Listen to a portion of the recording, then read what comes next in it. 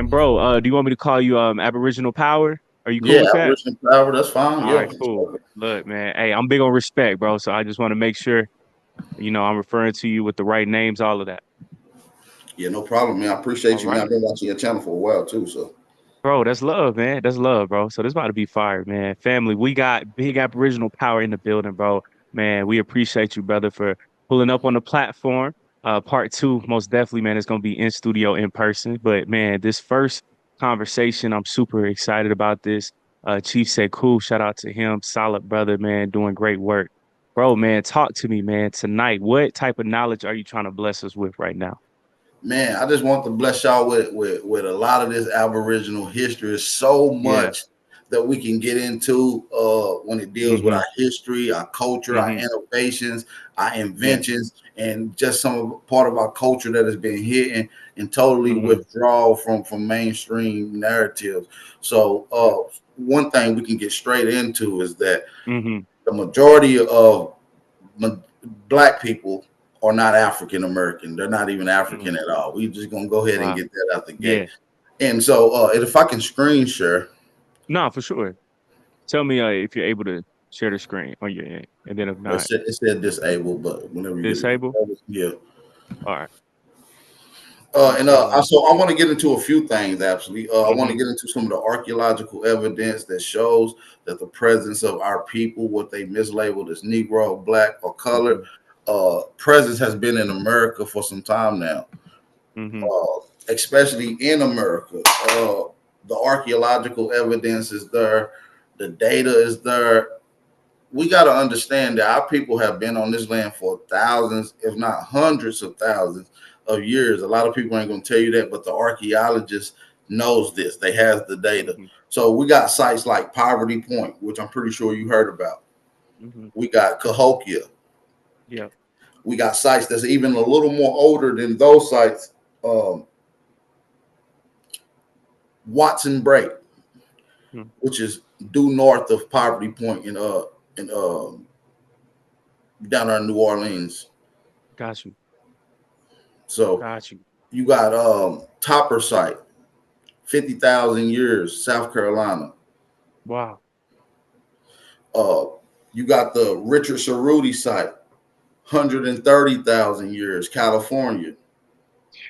Tom Demaray, the leading archaeologist. So when we get to expansions and we go to the beginning narrative, we was once told that the earliest presence in America were 12,000 years. Yeah. They call that Clovis first. Mm.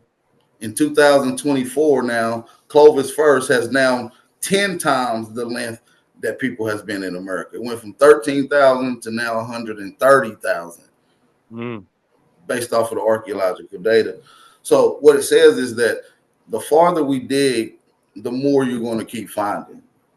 Mm. Earlier archaeologists had a stigma,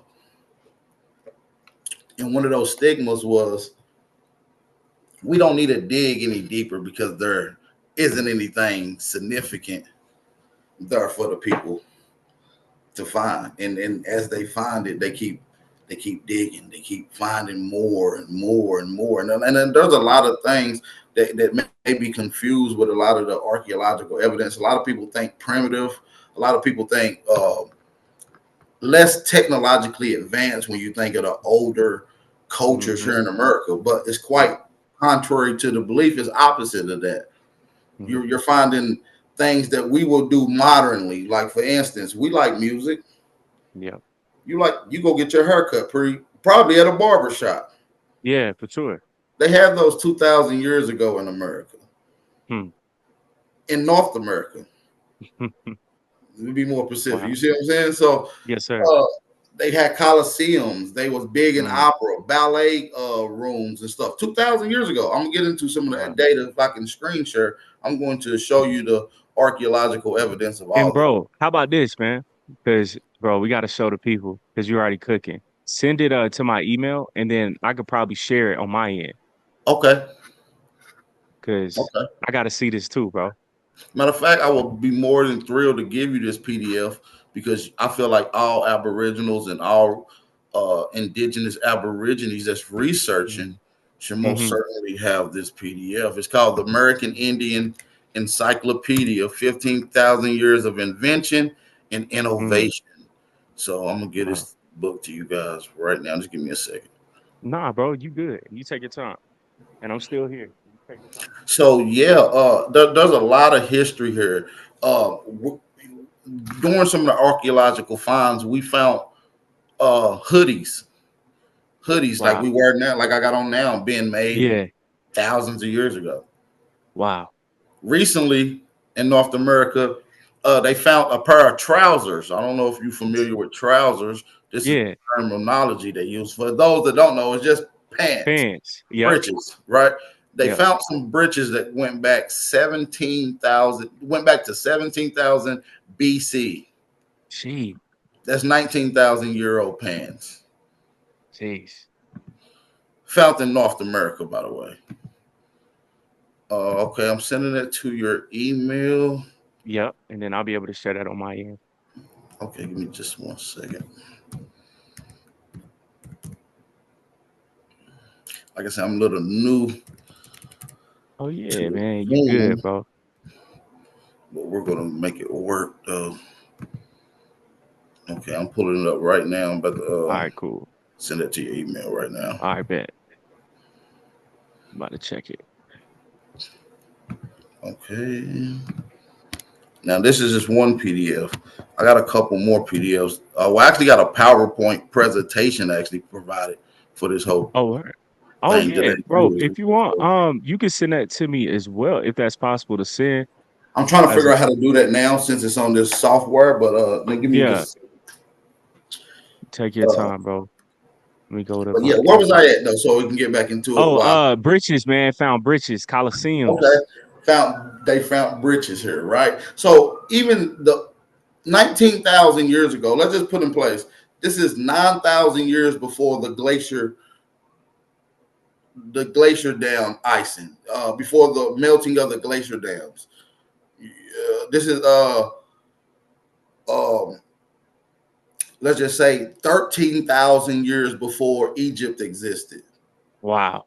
12,000 years before Mesopotamia existed. You have people building pants and hoodies just like we were today, Wow. which I think is absolutely amazing. And So bro, and we don't even talk about that. you can go down and type in trousers Hmm. and it should pull up. We can read in some of that. All right, where it has trousers? Let me hold my screen. Uh, it's not letting me type it in, but You should go to those three little dots right there next to where it says share. If you click over those here, three little dots more right there, you actions. go to find, and Fine. then you Yep. can type in trousers, and it'll give you a search reference pool to be Say able to less. Thank you. from. Yep. Trousers right here. Yep, no problem, and we can go right into it. Now, go down on the arrow, and we're gonna find exactly the main source. Got you. On the side over here. Just the arrow right there next to the search key where you was at. The arrow down. It's like the little arrows next to it, right next to Oh, the I see X. right here. Yep. Yes, sir. Got you. And you said go down? Yeah, just go down a Cool. couple. We're gonna go down again. Are we good right here? Or Keep one more? going. You're gonna see Got you. trousers particularly. Oh, I They're see right right here. there. Yeah, I And got you. so I got you. yeah, so Oops, we're my gonna. bad. Let me go back No, up. you're good. We can get into that Iroquois Constitution later in another note. That's a whole Yo, nother hey, you ball got the good stuff, bro. All right, here we go. I got you. right. So if you read right here, it says created, cultivated in 17,000 BCE. Mm-hmm. Wow. We're talking about Paleo Indians. Paleo only means time period. So obviously in between the 17,000 BC time frame. Mhm. Wow. Jeez, bro. We're talking about So, tailored garments. bro, all right. So here's my thing, brother. Like, I find this so fascinating because during this time, I can see that our people are starting to hit this switch of just waking up to this information, of us finally understanding, hey, we are true to this land. But why do you think, when it comes to Aboriginal history, that they try to make it seem like it was so primitive. But then right over here, bro, you have documents talking about 17,000 BC. I think that the downplay, a lot of it is to get you to not have any reverement in it, to not have any pride in it, to not even Mm, want to be even associated with it. right. Uh, the haves of the have-nots. But in Hmm. retrospect, a lot of the day's creations and reality literally stimulates from some of the earlier creations and imaginations from indigenous aborigines literally acting and manifesting it. And they don't want you to be connected to it.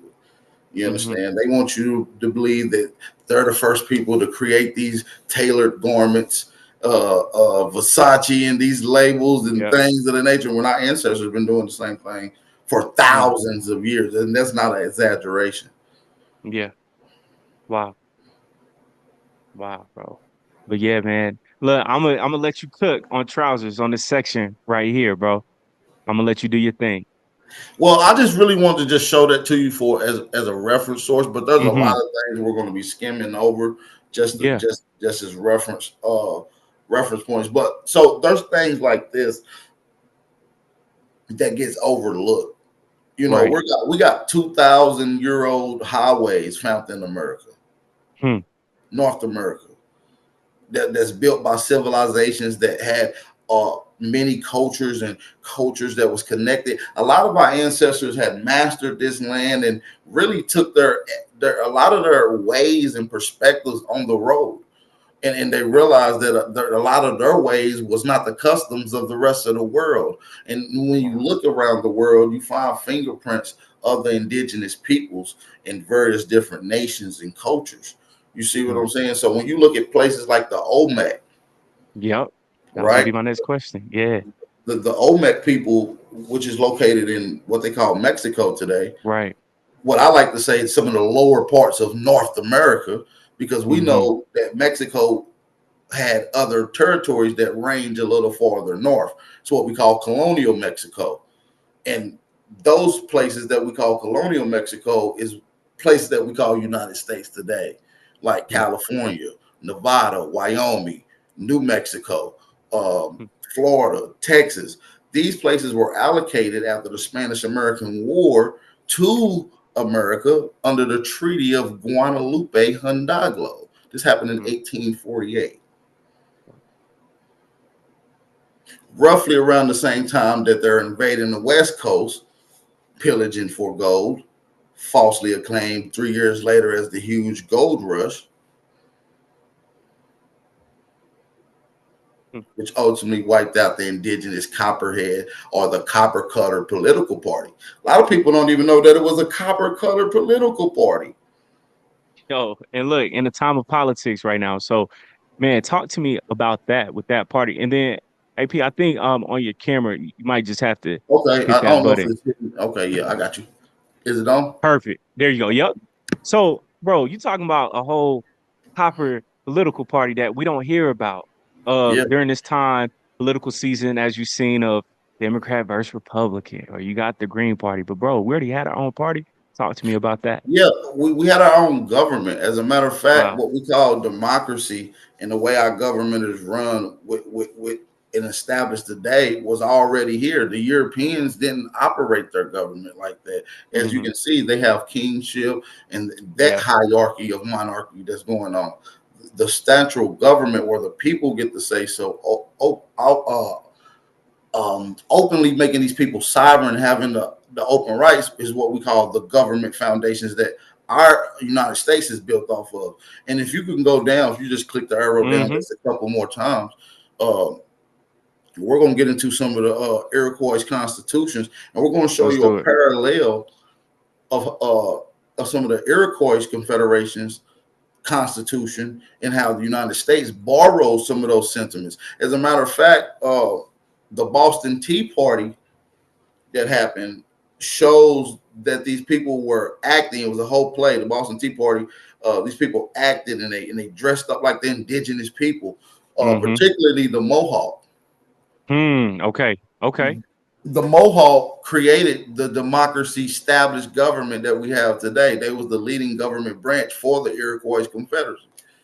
Wow.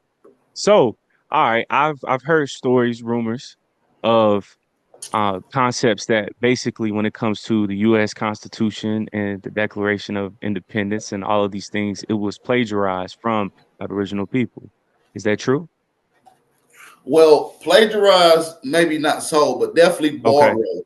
Borrowed. Okay. We know that these nation states had came into an agreement and they was working obviously in unit with one another. The like I said, the Mohawk, uh, Mm-hmm. the whole Iroquois Confederacy later on, the Tuscarora later on became part of it, but they was all operating in good wills with the Europeans. So they were allowing these government secrets to get out. And ultimately, I believe it kind of hurt us in the long run, but they didn't understand the ramifications at the time.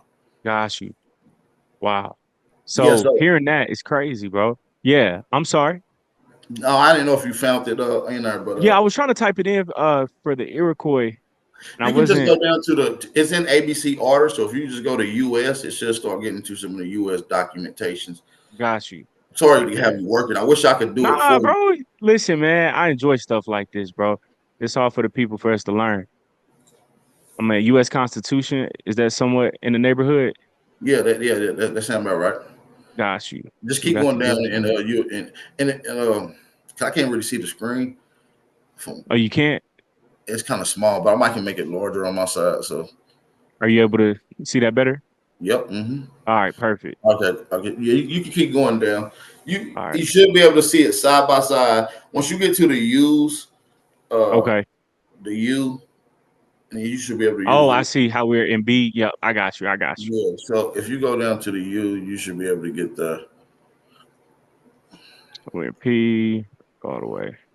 yeah. So different government branches, all the way down to the military style, was even borrowed from the indigenous people. Uh, From the way they do guerrilla warfare, striking from this side, the bottom and the Mm, top. That's an yep. indigenous concept. Wow. Uh, so yeah, I forget the particular nation of indigenous tribes out of West Virginia that belonged to, but I believe one of the chiefs was Chief Cornstalk that Mm, was involved with helping some of those. But yeah, you're right there. So if you want to get got you. into just some of that, just read that for the people Yeah, and no, just for sure. and comparative to the United States Constitution, you can read the Ah, I see what you Iroquois. got. Okay, yeah, bro. I like this. Side by side. Okay. Iroquois Constitution. It shall be the duty of the lords of each brotherhood to confer at the approach of the time of the midwinter Thanksgiving and to notify their people of the approaching festival. They shall hold a council over the matter and arrange its details and begin the Thanksgiving 5 days after the moon of Dishkana is new. The people shall assemble at the appointed place, and the nephew shall notify the people of the time and place from the beginning of the end of the Lord shall preside over the Thanksgiving and address the people from time to time. Article 100. So then we go over here, U.S. Constitution. He, the president, shall from time to time give the Congress information of the United States of the unit of the Union and recommend to their consideration much measures as he shall judge necessary and expedient. He may, or extraordinary occasions, convene both houses or either of them, and in case of disagreement between them, with respect of the time of adjournment, he may adjourn them to such time as he shall think prosper. He shall receive ambassadors and other public ministers. He shall take care that the laws be faithfully executed and shall commission all officers of the United States. Yeah, that's very similar. Very similar. And so when you go down, it shows literally a side by side of a list of comparisons, as you can see, to show the borrowed concepts. A lot of Hmm. people don't know when you get into the indigenous history here that you had to be so advanced. Do you know how to abstract metal from its raw material, like from the ground, like from its ore, and then go Nah, and do metallurgery and make a spoon or sword or body armor from it? Do you know that process? man, nah, bro. That's a whole skill set. That's a trade. Wow. Nah, I don't. Well, the first people to ever do that in the world were indigenous people from North America. They were the first people in the world to ever do it, to ever deal with metallurgy, to take this metal, this natural mineral from its natural resource and Mm. create things from it. Hey, all right. AP, on that standpoint, I gotta pause you because you making that statement and having the facts behind it, that's gonna make people feel uncomfortable off of Afrocentrism, of always thinking that Africa's first. Bro, can you just like talk about how we as Black people have this unhealthy tie when it comes to being Afrocentric, but not understanding what this land is right underneath us right here? Well, that's part of the main perspective from Afrocentric, which often means Afro-centered, Mm, Afrocentrism, that to be Afro-centered. So that means to be African first, everything wow. else second. So that's the perspective, and to broaden that is to have a research understanding and understand that the concepts that they gave you is faulty. The orientations of the migration has been off from Hmm, several different authors. Respect to them. hmm. They brought a lot of the data out. The data is the data. I'm using the same data. It's our Yes. interpretation of the data, which what I differ from. So the Right. whole out of Africa narrative uh, is a narrative that comes from Europeans. You don't Hmm. see prominent, well-spoken or revered melanated people in America pushing a repatriation movement before European sentiments. Wow. And often those sentiments came from the church. It came Yeah. from yeah, mostly the church. So you got brothers like Paul Cuffey. Hmm. Paul Cuffey was a Pan-African. He pushed the Pan-African back to Africa movement, Wow. the repatriation movement. He learned that from Europeans who Hmm. created the American Colonization Society. Yeah. They used the church to rally and get the good spirits of the people to then Have try us go to, back to Africa. yeah. Go to And so Africa. when you get Yeah. into it, you got Robert Finley, Hmm. Bushrod of Washington, nephew of George Washington, creates the Wow. American Colonization Society. How can they get a bunch of niggas to go back to Africa? Get a Hmm. couple niggas to tell a bunch of niggas to go back to Africa, and that's Wow. and that's what and that's what they did. Yeah, bro. Wow. Man, I'm loving this conversation, brother. So, how do you feel about African American history, right? From a perspective of everything starting in 1619 when it comes to our babies. Like, I was just having this conversation with some of my friends last night of, dang, bro, like if we knew about us having ties to this land, that changes our confidence. If we knew about this ancient person, that ancient person, or that we were beyond civilized, we were doing advanced stuff on this side of the world. I I wish I could screen share because there's so much I just want to pop Yeah. into And bro, right matter of there. fact, yeah, nah, man. Look, we're gonna try to I'm gonna play with the settings and You go see ahead. if I I'm gonna can. just build a little Yeah, bit. yeah, yeah. And you do your thing, bro. You good. Uh, yeah, man. So when we deal with this 1619 story, which is pretty much I how you just get the changed it first. for you, bro. Okay, You which is should be able pretty. to chair now. Okay, perfect, fantastic. Let me get ready to pull some things up.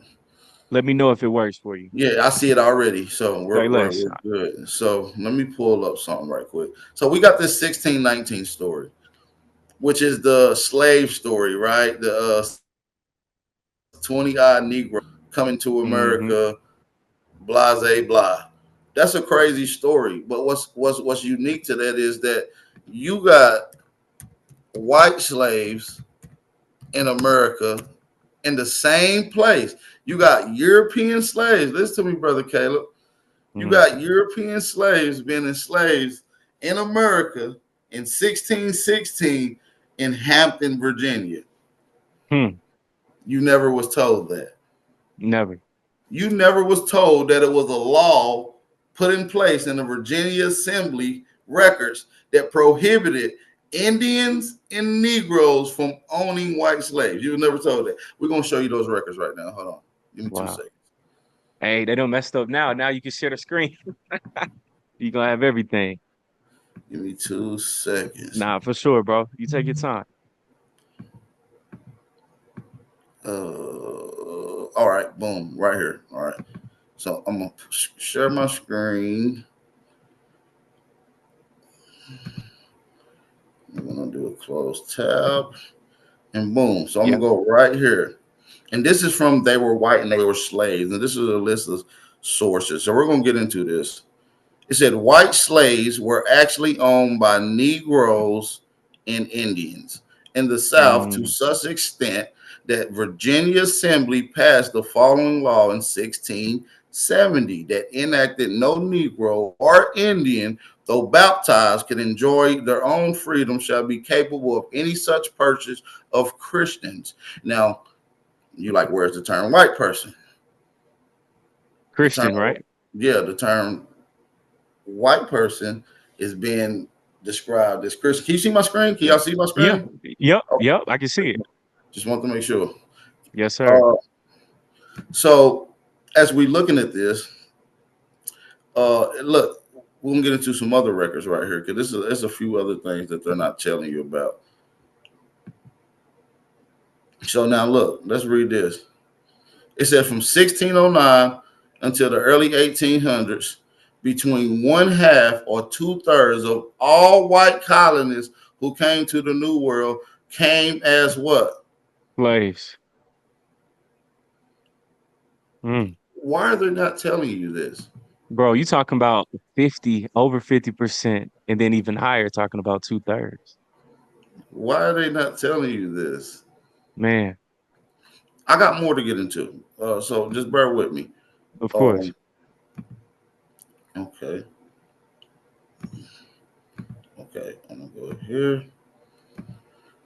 I'm gonna go here. So I'm gonna get into some history.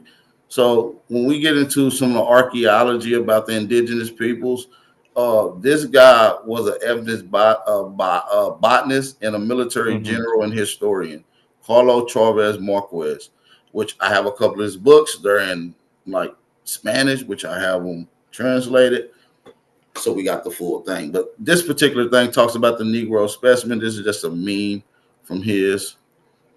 Here go a quote from A.J. Rogers' book on the presence of the Negro in America before Christopher Columbus.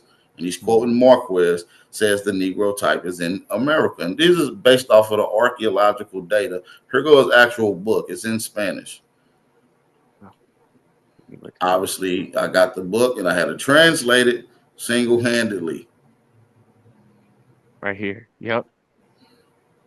And Wow. we go into it. The data's there.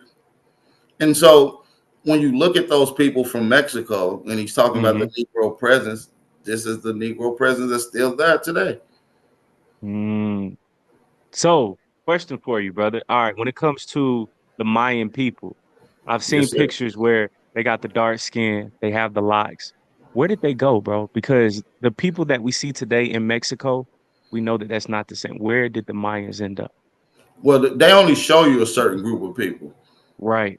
So that's media trained stuff. But when you go to those places in Mexico, there are people that look just like me and you there. They just happen to Yeah. speak Spanish. Yeah. You see what I'm saying? Which we when we get into the whole Spanish thing, which is a whole nother story. You don't find people in Portugal or Spain speaking Spanish before they come over here. Mm. Why? Mm. I'm gonna just leave that in the air. Why are English people not speaking English, American English, before they come to America? Wow. Why is there hundreds of thousands of indigenous words in the Spanish and English language? When you say hey and hello, that's indigenous. Hell, a lot of the college teams use indigenous terms to describe their team. Yes, they do. Yes, they do, man. If you ever been to Carolina, everybody likes the Tar Heels. Well, just do a Google search of where the Blackfoot's at. Yeah, hold on, bro. Hey, your brother Aboriginal Power is cooking because that term, everybody gets caught up in the Carolina blue, but not just breaking down the name, Tar Heel, Blackfoot. What's a Tar Heel? It's black, A black what? Blackfoot, That's where the Blackfeet at. The Blackfoot. Blackfoot Indians. I mean, it's literally giving you reference. They Yeah. literally give you the reference. When you look at the Merlin terrapins, Yeah. what is a terrapin? They try to show you as a turtle. That's an Algonquin word, which means turtle. Wow. You see, they put it right in front of our faces, and they try to reverse it and then flood you and hope that you forget about it. Which, so happily, we are creatures of amnesia. We Yes, we are. forget. That's why we write things down. This is why we have records, Mm, and wow. so they play off of that. Yeah. I don't know if my Man. screen is still sharing, but we're gonna get Yep. into some more. Yeah. Here goes Hey, some it's still images sharing. of this is some Olmecs Come on. Yeah. with Wow. afros, very rare Yeah, I was about to images say, I can see the hair. Yeah. Yeah. with the rat tails going down or braids or dreads, whatever Mm-hmm. your mind speculates. More Whew. images, Can't deny this one right here. more Wow. indigenous people. This is a festival, a spiritual ceremony going into the, I think, spring equinox. Wow. Image of the Hmm. warrior of the temple. You see the Hey, that's women. You hard see right there. Yeah. this Dang. is inside the warrior of the temples. You see the women. You see the working. You see the building of the brick. It's a lot of going on in this particular photo. You see the lining up, the festival, the picking of his wife. They all coming with trinkets. It's a lot going on, and you see the rest of that. Whew. They're all coming with their So is this still on the walls in Mexico, brother? absolutely, absolutely And right nobody now talks about today. this. They don't. We're going to talk about it though. That's right. We're going to Wow. talk about it. That's a fact. Wow. Yeah. Wow. So yeah, this stuff right here is all throughout America right now, and just to show comparisons, look at Yeah. these brothers, Yeah. gold teeth, dreads, and look, Yeah. Mayan figurines with the dreads, and Mayan skulls with precious jewels found in them.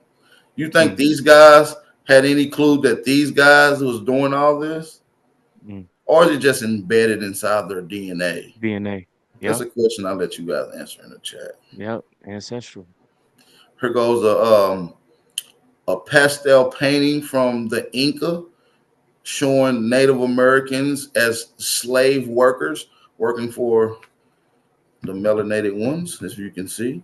Yep. This is from Ann X. Tail Morrison's book. Another Yep. There we go comparison. with the hairstyles. Yes, sir. There we go with the earrings. You think this young lady looked at this sculpture and was like, yo, I'm going to do this? Hmm. Or do you think she just did it? She just did it because it was already Hmm. embedded It's already embedded. in the thighs. You can't tell that's not a black woman. You can tell by the Right. body structure. Yeah. These look like church ladies. Yes, they do with the church hats. They look Wow. just like church ladies. Wow. There's nothing new. They say it's nothing new under the sun, huh? This is the spiritual ceremonies. These are young men, roughly around 15 to 16. They're going into their adulthood. So what's happening is they're all been poked in the forefinger and Mm. drawn blood and told to go out and hunt for 3 days. And if you come back well, you are a man. This was a Mayan custom. This is one of the oldest Yep. Omec sites that was found. This is found at Tres Zapotes. This is called El Negro. Mm. It's found in Mexico. Probably one of the first Olmec sites found. Not the oldest, but one of the first. Hmm. This is one of the first ones found. Wow. Uh, we got a picture from Mexico that shows a chief in a Bonaparte mural snatching up what I would say a Eurasian. If we're looking at a phenotype, you guys can guess. Here go a reconstruction of Naya, which is Yeah, I've seen that before. one of those Yeah, yeah. indigenous bones. Now they found Naya in Mexico, right? Wow. And along with Naya, they found 300 other bones to other people. The analysis all came back Negro, everyone conclusively. You know what I'm saying? They said the result kept saying it over and over. You should see the guy talking about it. It's a whole interview with him, like, yo, he went crazy. All of them said the same thing. So it's like, boom. So you see Naya, and this ain't, they got other ones. And this is some other stuff I'll get into later.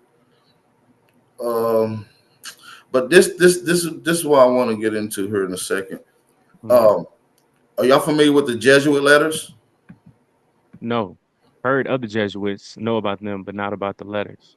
Well, the Jesuit letters kind of goes into what they refer to as it may be the first documentation from an indigenous person and the first reference to an indigenous aboriginal as a Negro Mm. from the Jesuit. This is in 1519. We can get into. It said, for example, in 1519, it was said that the Brazilian Nano Seno. I suck at Spanish, you guys. I'm sorry. You good. I'm gonna just read the English translation. It says right here that it is they are not black or white, but of olive color. Mm. But the same writer remarked that the Brazilian canoe men that he saw were so black. So obviously, some of them were actually dark. That they called that they could have even taken them to the cells. I mean, to the seas of the straits or the seas of hell. Um, and this is from the Jesuit letters. And other authors go into the 1524, the Carolina coast, dealing with those people. They're not dark, much unlike the Ethiopian. They're dark, not unlike the Ethiopian. That's a quote from, I want to say, William Penn. William Uh, Penn, um, wow. Okay.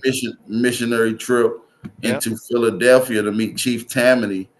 I Mm. believe he refers to them as that.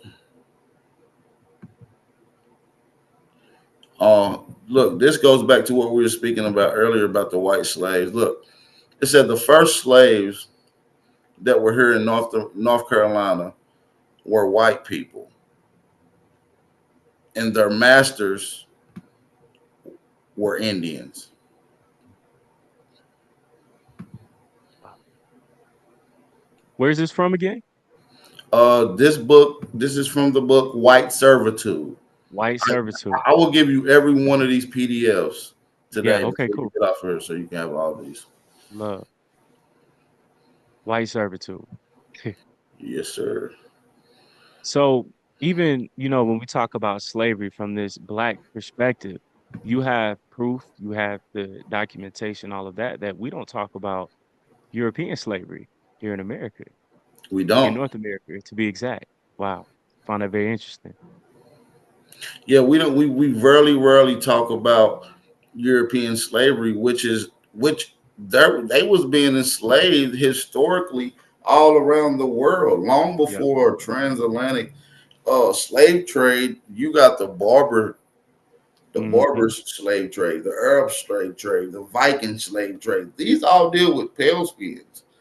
Wow. So I don't know why they failed to keep out of history that they were also being enslaved here by the Great American who needed them to help their crops, and they softly give it to you by saying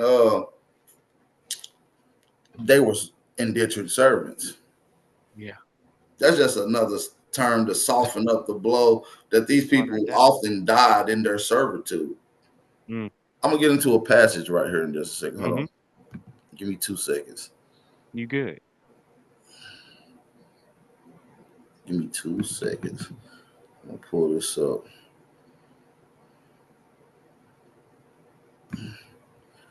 All right, I'm gonna read this right quick. Mm-hmm.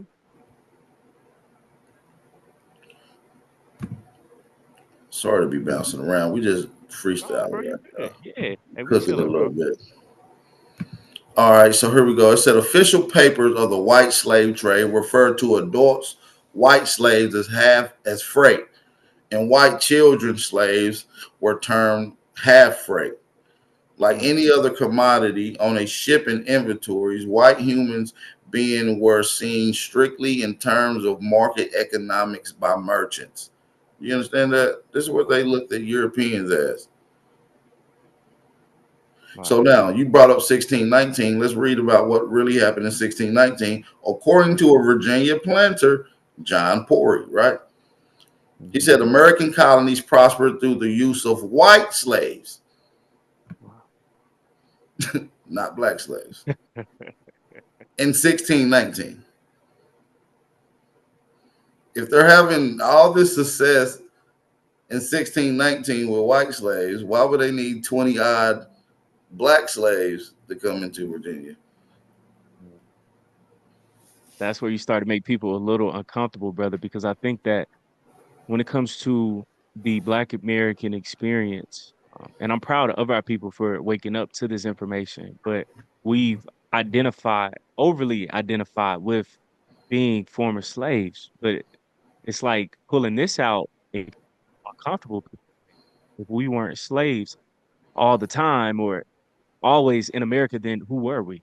And I think that's what makes people uncomfortable, whether that's the black, Yeah, even, even our own black power structure. So yeah, yeah. It makes yeah, it I'm gonna makes a let lot of people very uncomfortable. They look at me and be like, "What are you talking about, bro? We were slaves." And I'm like, yeah, "No, look, here go the record says that you was the slave master. You was the owner of the land. You was the mhm, former. You owned the yeah, land." No, man, I was a slave. wow. That's Stockholm syndrome. That's I was just about almost to say like, that. Yeah, that's passed down trauma from, and it's a version of Stockholm syndrome where the victim is now protecting the one that was abusing him. You see what I'm saying? And it's yeah, like, hold on now, you gotta wake up. I'm yeah, telling you, you was great. You telling me that you wasn't great. Wake up. Do you hear what you're saying, bro? right. So sometimes they just need a quick little wake up call. You know, Yeah. and a Hey, lot that's of what we got you here and for. this ain't what I'm saying. I wish I would love to take the credit for saying white people was the slaves. We did all this stuff. This is what the expert says. This is what the literature says. This is what the data that I ran across says. Library of Congress record says this. Mm, The Virginia Assembly records says this.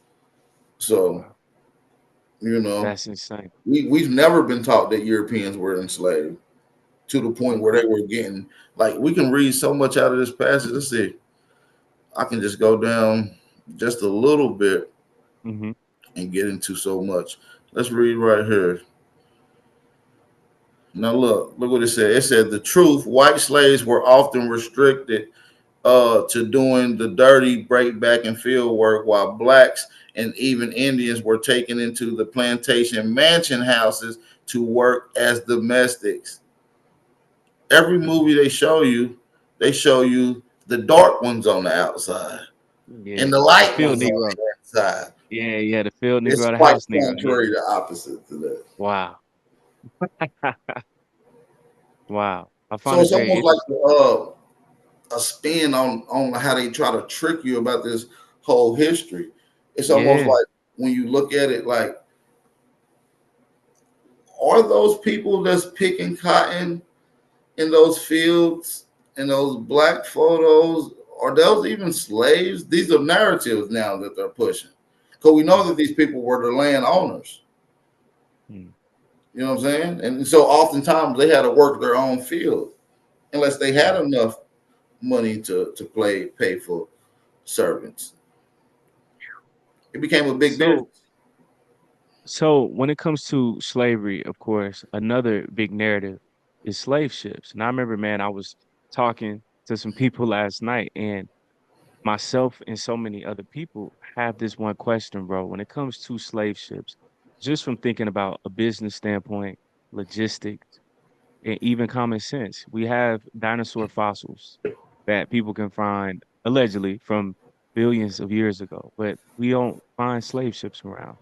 And Well, even trying to because fit people in that. Yeah, yeah, yeah. it's, it's because the slave narrative that they're trying to give you never existed.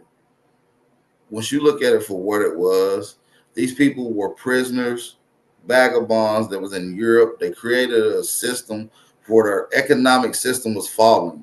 So they created an idea that we could sell the prisoners, we could sell the straggler loans to the booming industry of farmers that need workers to farmer. We can give them free workers. They created a penal code, what they call the penal form, ultimately the prison chain, what we call now in America. Hmm. This is how they acquired these particular European slaves.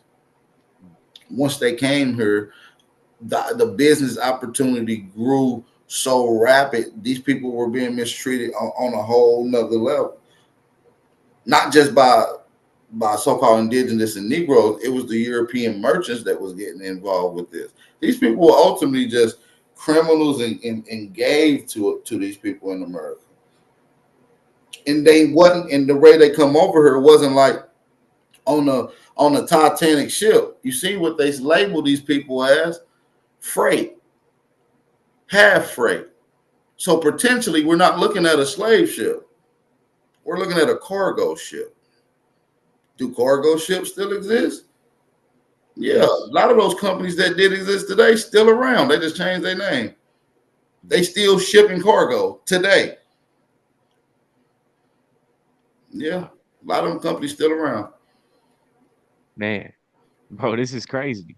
This is insane. So seeing this information, I think that this kind of shakes a lot of people's paradigms. I already know, of course, for the people who will be tuned in, that this is earth shattering because it's like, wow, this is information that we aren't privy to or exposed to on a regular day basis. But yeah, man, so it's like seeing this standpoint, um, even right now, I see like similarities, bro, where you can have that poor white man who's off in a trailer park somewhere and he can still identify and say I'm better than you, but looking back knowing that they were working the fields, things like that. When did that transition happen, if it ever did happen, of them going from those fields to then being quote unquote free?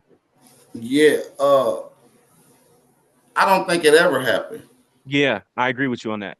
I do agree. Yep. You see what I'm Yep. saying? And there's a Yep. good book. It's about $50,000. I actually have a PDF. I will give it to you. Sheesh. It's 50 called racks. The Forgotten Cause of the Civil War. Mm, Great book. The Civil War didn't happen while you think it happened. Yeah, it was about freeing the slaves, but it wasn't the slaves that you think. So when we get into this whole propaganda movement, it's all based off of the apostolic authorities. This has been a stride effort to capture the people, subjugate the people, and control the minds of the people since 1452 under Pope Nicholas V, when he first planned out the Dooms, the verses, and wrote the official act of the Doctrine of Discovery, mm, which all these churches, all yeah. these particular entities led out to it. So when you look at these whole Afrocentric movements, which is in all the Western education, when you look at the African society culture, African culture society, anything dealing with the whole Negro advancements, this is funding. This is funding from the church, which is apostolic authorities. When it become into the universities, now they're funded by the CIA, which is ultimately built off the back of the same masonry people. I'm gonna show you that right now. Matter of fact, let's get into that. Yeah, Robert let's do it. Finley, one of the guys that started the American Colonization Society, also was the pastor and professor of the Presbyterian minister of this church at Bethel University. James Monroe, y'all pretty sure y'all know who this is. All right, the fifth president. These people all became part of this African lodge. I'm gonna show you that African doesn't mean black people. These are a couple of your founding forefathers of the Pan-African movement. This is the first people that you would have ran across that pushed anything Pan-African. These are your first forefathers, godfathers of the Pan-Africans. All right, Richard Allen, James 14, and uh Paul Cuffey. All copy. Gotcha. I'm about to pull this up. I'm about to pull your screen up to get these off. There we go. Yep. So these are from the source memoirs. We're gonna get into these Negroes right here. So listen, these particular guys met up with this guy, the white guy who owned the church. They met up at his church, right?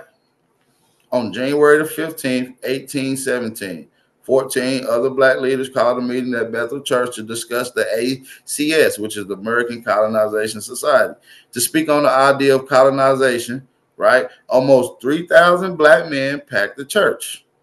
The majority of were prominent black leaders.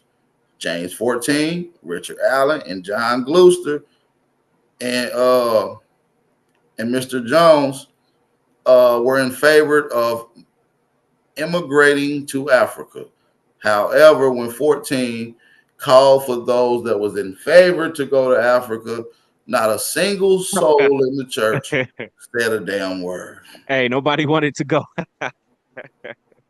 Wow. How about that? Even back then. Yeah, and so when you get into some of these stories, a lot of this later on transpired into what we call the Franz Boas W.E.D. Du Bois era, Hmm. which is when universities went outside and started first implementing cultural aspect into the colleges. Anthropology, that's what they call it. That's when they start studying this, and this was all done under Franz Boas. I'm gonna show you that these whole African culture, African society came from the anthropological sector, which was all funded by the CIA. It Hmm. was all funded by the CIA. Wow. I got every documentation, and I hate to say it, I got every documentation from all their leaders. John Henry Clark.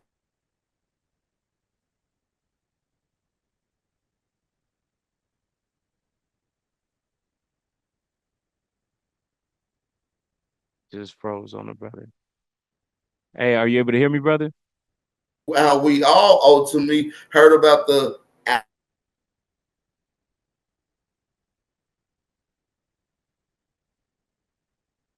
I think that you just froze. 1 second.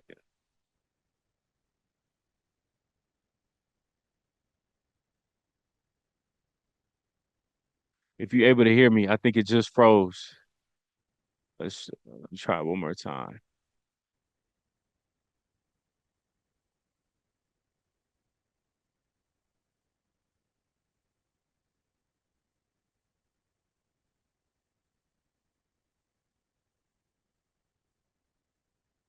I think that you muted. Let's see.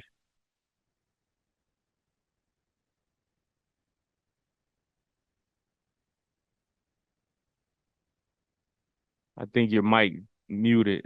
Let's see. Let me know when it unmutes.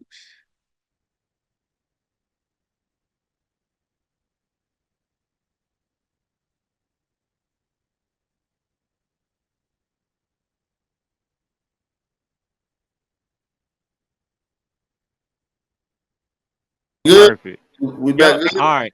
Hey, bro, look, right when you start talking about the information when you was getting heavy, that's when the audio want to go out, huh? Oh, they knew we was dropping it too, because we was just exposing the African Studies Association That's with the CIA and the that's Carnegie. crazy.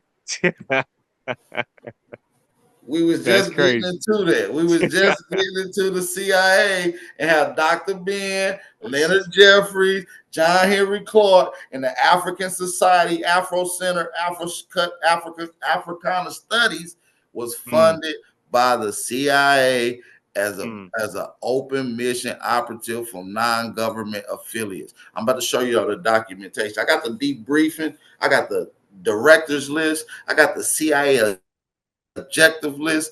I got everything. Columbia Wow. University was the first school to take CIA funding as a propaganda experiment and to use certain studies to use it as propaganda. Those studies all fell with up under the African Association's African Culture Studies. Why is the CIA funding that? Mm. Wow.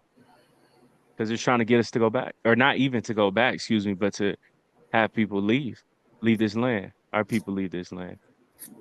All right, that's a good question. Why would they need people to leave this land? Hmm. Wow. Why would they need people to leave this land? Mm. They They got to want the take it. resources. They That's want right. the technology. Yeah. That's what the whole doctrine of discovery is. Take over Hmm. all the goods, whether it's mobile or immobile, even buildings or what do you say, municipalities. Yeah. That's what they supposed to take over. They even done took your government style over. They didn't. I mean, we're at the bottom of the barrel when it comes to what we supposed to have, in contrary to what we had. That's right. We got to get back to that. And I feel like us as indigenous peoples are waking up all across the globe right now.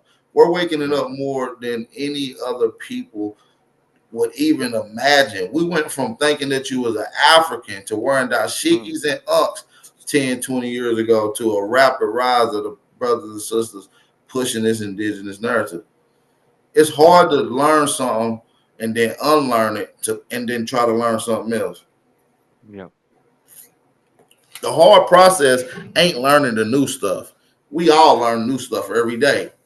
It's unlearning the bull crap that we learn. Because a lot Mm. of that we still believe, and we bring that baggage and perspective with us, and it don't mesh well with the new perspective that you have aligned yourself with. Mm. So you can't say that you're indigenous and aboriginal but still feel like everybody come from Africa. That don't kind of conflict of interest, It if is. you know what I mean. You know what I'm saying? But once we understand that the term Aboriginal can be used on for any indigenous peoples across the planet, it just means first. Yeah. There was people first in every land, I guess. Excuse me. I reckon we've been taking stuff. Like, it's so much to get into. Like, when it deals with Aboriginal stuff, I can talk about so much stuff. I can talk about food for just an hour alone. Just indigenous food crops, Mm. and how Africa has 600 of our food crops and Wow. been having them for 7,000 years. How did they get there? Had to be some type of trade. Or somebody just went over there and set up shop. Yeah. See, I always say this. I don't think we traded with a lot of people. I think that's the old narrative that we might have to do away with. Mm. I don't think nobody had nothing that we didn't have. Yeah. Kind of hard to trade with something I already got. That's facts. Yeah. And it's kind of hard for you to trade with me when you ain't got nothing. Yeah. You see what I'm saying? So Yeah. maybe it's more of an establishment of culture instead of trading culture. Maybe our culture is a establishing culture. Maybe the reason Mm. we see civilization in other places because we established it. Wow. Maybe that's what we're looking at is the fingerprints of the Americas. Why is Africa the home of people but has the less structures on the planet? Yeah. Africa We in got, general probably only has 300 pyramids. and it's way more here in the Americas. Yeah, We that's got right. 300 in Georgia. Yeah. They Yeah. found 10,000 in Guatemala. Literally, I'm not even exaggerating. They found 60,000 structures in Guatemala. 10,000 were pyramids. Like, come on. You got 300 in your whole continent in Africa. We got 10,000 just sitting down the street. Like, it's a culture where we establish things. You find the fingerprints of the Americas there. Mm. The narrative that they're giving you isn't correct, and you just got to listen. They'll tell you, well, if you ask somebody that's pushing the narrative in mainstream data, what are those pyramids in Egypt built for? They'll say, oh, they built for the dead. Yeah, it's a tomb. That's what they like to say. Yeah. What dead person have they pulled out of any of those pyramids? Hmm. Name one. Hmm. They haven't. They haven't found a dead person in the pyramid. Why would you say that they built for the dead, and all the dead that you have found wasn't found in the pyramid? They've been found in every other spot besides a pyramid. All the kings, all the royals, Nefertiti, King Tut, none of them was in pyramids. They're not built for the dead.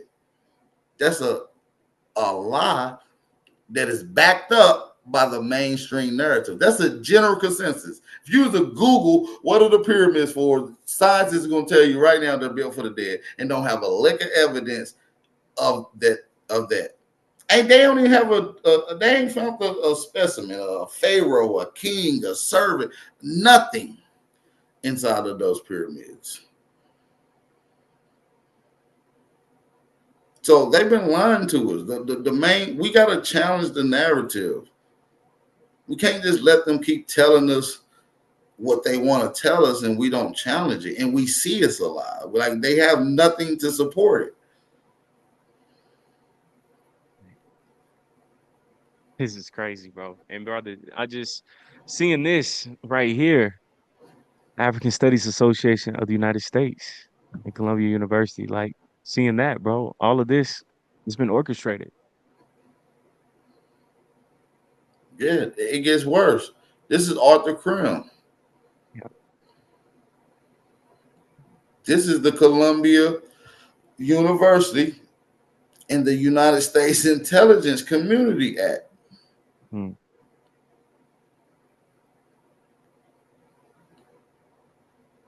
Maybe I save some of this and put together a full presentation just for this, which I got a lot to get into with this. We got Yeah. names too. We got the names too. So a lot of this narrative about this whole, I believe that the reason this Pan-African stuff was pushed so far ahead of us in movies and hip hop and everything else is simply, the simple answer is they funded the propaganda. It was funded. There was no way we wasn't going to see it. There was no way it wasn't going to be pushed in front of you. There was no way it wasn't going to be in the movies. There was no way it wasn't going to be in hip hop. It was funded by the CIA, which strictly deals with Central Intelligence, centralizing Americans' intelligence or propaganda. They say they only work domestically. I got obvious proof to contrary to that, according to their own documentations. So indigenous peoples need to understand that their narrative is not the narrative. Their history is not our history. Your history is the history that you bring to the table, that you speak about as an indigenous brother, the ones that you write down. That's the history. They're not telling our story. No one has heard our story. None of these half-written books, none of the archaeological data says it. These are just, they barely can utter the sentence to speak on how marvelous and magnificent our people is. I don't think that a word that best describes our people. You know, they try. You know, we're just a miraculous people that I don't think we understand how much power and potential that we have, how much things we've been created, how long we've been creating, how long we've been inventing. We've been some of the greatest inventors the world has ever seen during every era of human beings, from 20,000 years ago to the 1800s to 2024. Indigenous peoples in America has been at the forefront of the inventions and innovations to the world. That's right. Man. And brother, hearing that statement, right, I think about a George Washington Carver, of how he was able to cultivate the land, do experimentations and things like that. Do you think that that's because he had indigenous heritage to this land? You know, when we talk about our black inventors and we talk about them as well. Yeah, I believe that he was very in tune with some of his indigenous heritage and some of his ways. As a matter of fact, he come from a long line of root workers, Hmm. shamans, indigenous herbalists. So him learning herbs, which he just didn't create the peanut butter. I think he had over 300 patents of herbs that he had. So in other words, he was a root worker. He was a shaman. He was an indigenous spiritual. He would have been a medicine man in And any other even, time. And he yeah, just happened to be caught up in the time where the colonial powers that had a hold on him, and they were restricting him. He still was able to shine through that, creating plants and the formula that we call warehouses today. And he used that warehouse factory chain link plan by looking at plants, so he could study a plant, see how it distribute all its minerals throughout the plant in a very methodical way. He was like, we can do this in a warehouse. We can mill the material, we can produce it, we can push, and this is how you get plants in warehouses today from that same concept. So Whew, bro, that's fire, bro. And man, seeing the Mayans in those pictures, that was so powerful, right? I think about one of the films, Apocalyptico, that film, that was a very powerful film, like 2008. But I think, man, when it comes to talking about Mayan culture, that people get scared because people think about human sacrifice and people think that they were violent off of European indoctrination. When it comes to the Mayans, how can we somewhat demystify them and not have them appear so creepy? You know, the same way when it comes to voodoo and Haiti. So when it comes to our Mayan brother and sisters, man, what was their everyday life like, civilization like? And even when it comes to human sacrifice, was that even true? How they would try to make it seem like they were just killing people, taking out their hearts, even in films, how they tried to depict that's that a all the good time. that's a good question. I don't think they found any evidence of Mayan sacrifice from the Inca or the Mayan ever. No, no, Wow. no archaeology. But they How have about that? found sacrifices from later cultures that were Hmm. blending and merging with Inca, that was merging with Mayans, that we later on to call the Aztec culture, which ain't a particular people, which they like to tell you it is. It just means a time period where particular cultures merge. It was a melting Wow. pot. Yeah. Uh, the Aztecs. Yeah. So when you look at Aztecs, you got brothers like Montezuma, Yep. and then you got images like you see of Eurasian type people that is considered Aztec as well. That Hmm. it's two different cultures, and it gets overlapped when looking at the evidence as far as Yeah. archaeological or anthropological. But in retrospect, you got a group of people that was already here that probably directly descends from the Mayan, Olmec, Inca, that ran into an Eurasian people, which I showed you the guy in Mexico snatching them up. Yep. A few years later, you got this whole Aztec culture. It's just a mixed and Mhm. blended culture, and Yeah. it got confused when looking at it. But yeah, Mhm. these, Yeah. so yeah, the Aztec did sacrifice people. They were sacrificing people, I think. mostly their own. Mm, got you. Yeah, bro. Cause man, seeing that, I'm just all the information that you presented, I'm just I'm mind blown. And I would say, or ask rather, how did we get conquered, bro? Because man, from seeing all the documentations and from seeing, that we were so advanced, how did a people who weren't advanced, a people who carried disease and had to copy our own structure when it comes to politics, civilization, how did we fold? How did we crumble as a people to where we have no idea today, right now, who we are, where we need people like yourself or a Chief Sekou, various others Well, to bring that's a that good, all the way that's back. a very, very, very good question, Mm, and it's a hard question to answer as well. But I'm gonna answer yeah. as simple as possible. Uh, we did it to ourselves. Mm, Uh, one spoiled apple could ruin a bunch. yep. So it don't take a lot of people to destroy the whole nation. It just take a couple people in position to make selfish decisions that have ramifications where we fall at fault for it. So ultimately, I think it was our people that did this. And then there's some deeper concepts I will get into, uh, Hmm.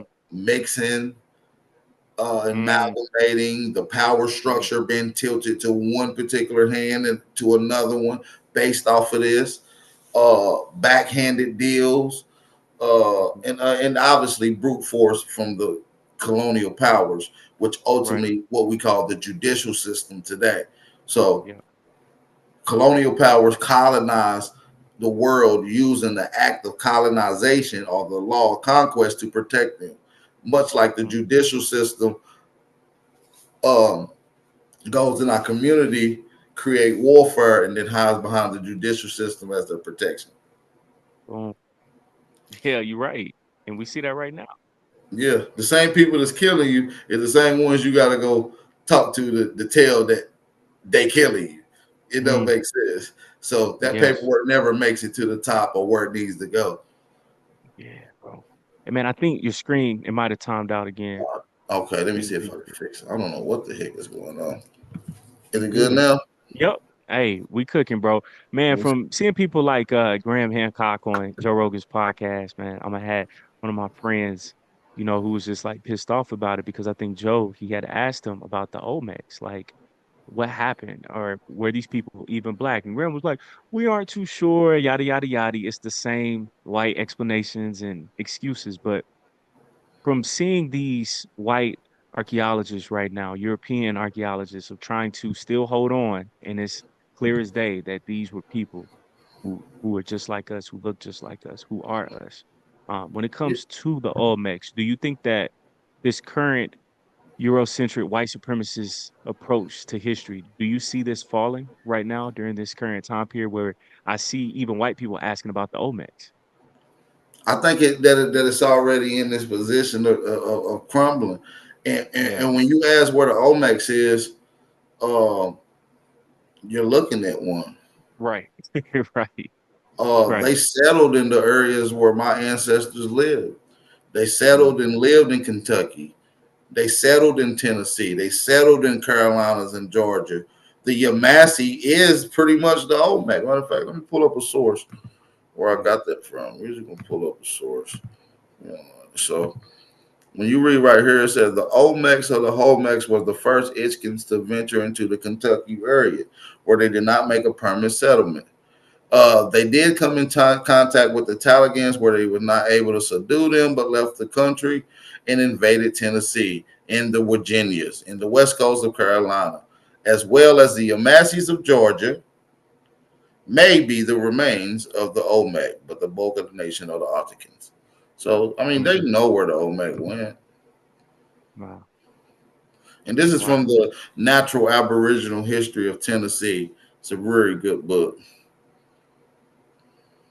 Right. You came with the sources, brother. And man, I appreciate you for your time. I just got a few more questions for you because, bro, No you problem. really got me fascinated, man. You cooking. When it comes to this hot topic, and I support it, of course, reparations, right? How do you think we should properly approach this? Because from seeing informations about the Olmecs and about us being indigenous to this land, whether it's on Twitter space or social media or in public, at the barbershop, you have some people saying, hey, when it comes to trying to get reparations properly, we should actually come with our actual tribal names. But then you have other people saying, no, we should say that we're foundational Black Americans. In your own personal opinion, from all the documents that you've been exposed to, how do you think we should approach reparations? I believe we shouldn't leave no stone unturned. Every Mm, day we live our life with many names. You is obviously you're somebody's son. right. You're somebody's friend. You're Yep. somebody brother potentially. So Hmm. you have many titles. You could be somebody's father. You see what I'm Yep. saying? You somebody. So you wear a lot of names already. So we know we have a lot of names throughout time, and we must embrace and express all of them and ask for it. So and ultimately we want restitution. As Hmm. indigenous aborigines, we had land stole. Yeah. We have patents that was borrowed that haven't been paid and secured. We have land that has been falsely purchased with no receipts. You understand? And ultimately, we've been at war. We're prisoners of war, and so Mm, ultimately, we need restitution. And I believe restitution encompasses what we call reparations, repairing for war wages and damages. Obviously, we're victims of war, and we need it. And we're going to get it in any name of mislabeling and proper labeling that we should do it up under, and all of them, because we did great things under black and colored. yeah. We Yep. created, matter of fact, during that era, they called it the Black Invention era. We Yep. created a lot of things under African American, under Indigenous, under we done did a lot of things under all these particular titles and jackets that we wear. So Yeah. No, facts, brother. And man, during that time period as well. Um, I think about something that's never made sense to me, right? Where we were prisoners of war and, growing up, they would try to say, well, Indians, Native Americans, they weren't slaves because if they were slaves, they would have known how to run away. So that's why they had to get people from Africa. But then when I hear stories about Nat Turner, Harriet Tubman, specifically Harriet, any person, bro, we talking about pre-GPS, any of that, right? Who can keep making multiple trips down from the south to the north and going back and forth successfully clearly knows this land, right? So I think that like dismantles that whole thing. But man, can you please just like break down how did a people who were indigenous to this land be enslaved on these plantations, but not be able to escape in large numbers, I would say, if this is where I'm from. If I already know where all the backwoods are, how to leave at night, how can I be beholden to this same plantation and not truly escape in large numbers? How is that possible? Well, I don't think that it's a physical thing. Okay. I believe it's more of a paperwork court thing and a mind thing. You can't put 1 million people enslaved and in a boat and in servitude in one time. You can't just do that. Like it's physically Mm. impossible. But if I was Right. to turn you into a citizen Hmm. and put you on a citizenship, that's a little more easier. I can Yeah. do 1 million of you guys overnight. You see what I'm That's saying? facts. It's Yeah. easier to pack people on the citizenship than it is a physical ship. So, The I paperwork. don't think that it was a physical thing. I think it's more of a court or a legal thing. That how we Yeah. got it. We got destroyed by the paperwork. It was a paper Hmm. genocide, Yes, sir. not a Nah, physical thing. I'm with you, brother. Man, earlier, bro, you talked about us having our own political parties. During this past voting season, it was crazy. And I think that, again, our people, specifically Black people who were true to this land and weren't immigrants, any of that, felt like we weren't being spoken to. And I think it showed in the polls. Do you think that we're currently at a time and space to where we should create our own political parties, or should we just fall back completely when it comes to the political process? How do you feel about that? Yeah, I do. I've been saying this for some years, and I've seen other people kind of speak on this sentiment. I believe that we need our own political party. When I mean our own, I mean indigenous copper colored people. And this doesn't just exempt limited just people in America. That means people abroad as indigenous all over. And you find yourself in America jurisdiction, there's a political party that looks out there for the indigenous people. And I believe that we Right. need a copper color political party back into motion again. Let's make America great again. And America was great when the copper color American political party was sitting at the table speaking on Ooh, behalf of the indigenous peoples. bingo, bro. Hey, that's a mic drop, brother, man. Aboriginal Power, brother. Let me tell you, man, in January, bro, we got to set this up, man, to have you pull up in studio so, I'm bro, we can pulling sit up. I down in might pull person. over like 4 Aborigines with me, Come on man. now, bro. Because, Hitters bro, too. man, because, brother, I'm trying to film for like 2, 3 hours of just sitting down and just building, bro, and, sharing this to the people. So, listen, bro, after this, we're going to take like a 3-week break. But, bro, after this, man, in January, bro, we got to I'm start the year pulling off up. right I'm with you. pulling So, up. you already know I got you. So, man, my very last question for this session, but for the next one, bro, we're going to be going for a while. But what is our solution? What is our solution? Because I think, man, so many times that we get caught up in, so many people get caught up in trying to flex the information or, not sharing it like you were actually sharing, not gatekeeping. What is our solution for tangible results? And us not just talking about it, but actually doing it. Actually doing it. There's one solution. There's a lot of solutions, may I say. There's a lot of ways to skin a cat. I'm gonna give you one solution that I'm gonna give you right now that we can all practice right now today. That is a guarantee to affect and help this movement. If we want to have things better, we want to see things grow, we gotta operate within love and harmony within your brothers and sisters around you. You can do that right now, today, at this very second, and start leading your life and start leading by example, loving your brothers and your sisters a little more. That's all it is. That's all it's going to take. That's all we lack. Mm, mm, that's simple. It's that simple. Wow. Just love Sheesh, our bro. brothers. Man, brother. You killed this, man. I enjoyed this conversation I thoroughly. And appreciate you, man. Anytime. nah, Like I said, bro, I love your appreciate you, chat. I love your platform. bro. Hey, listen, man, I'm gonna have you on here all the time. So I got you, brother. And actually, I do have to ask you this too, because I think about like a Dr. Umar or African American studies. Do you think that, of course, people talk about critical race theory and about shutting down African American studies and Project 2025, all this other stuff. But I think our own people have kind of started our own Project 2025, not in a bad way, but in a way of, you know what, this whole Afrocentrism thing, I don't think it makes sense. Do you think that our people are walking away from Pan-Africanism?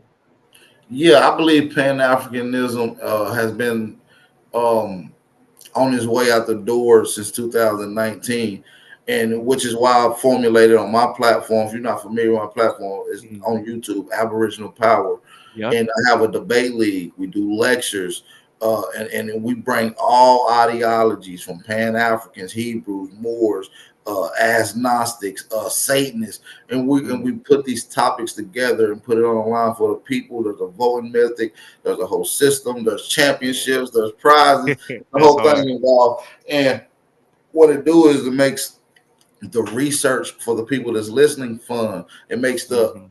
the contention points not so belligerent, but controlled and strictly focal in on a particular topic to get to a point. And it leaves the people the decision to make. Did he make his point enough? Did it prove to me enough? Did the data support it? And it gives you guys the opportunity to look at a lot of conversations in a microwave form, in an intense form that is controlled. So whether it's Pan Africans that don't understand the Aborigine, you can have that conversation in a condensed form, and it's controlled and it's peaceful, and everybody enjoy themselves and the information flows. So come check out some of the debates sometime. Might have to get you over as a judge one day. Yeah, yeah, I got you, bro. That's cold, man. I love that concept because that is actually like solution oriented and not just having a debate just because. So, man, I love that, brother. And bro, on the way out, where can everybody follow you, keep up with the YouTube channel, your work, get in touch with you, social media, all that good stuff?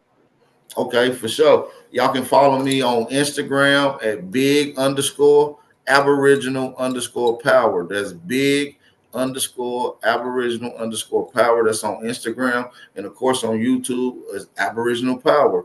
You can type in the hood journalist. Cause I get in my journalism tip, you know what I mean, when I'm researching this information, like a research journalist. So make sure y'all go check me out. We do a lot of open platforms, open panels.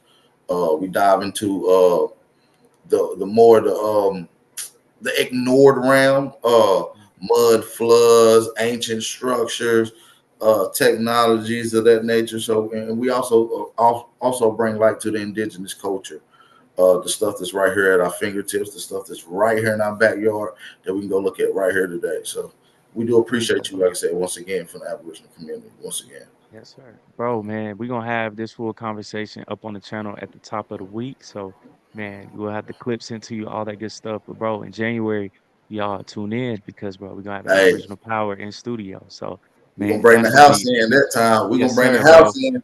Man, listen, bro, we are gonna cook and start off 2025 off the right way. So, man, brother, I appreciate you, bro, for your time, your research, your knowledge. Thank you, brother. I don't take that lightly. So, man, I appreciate you, bro, for your presence.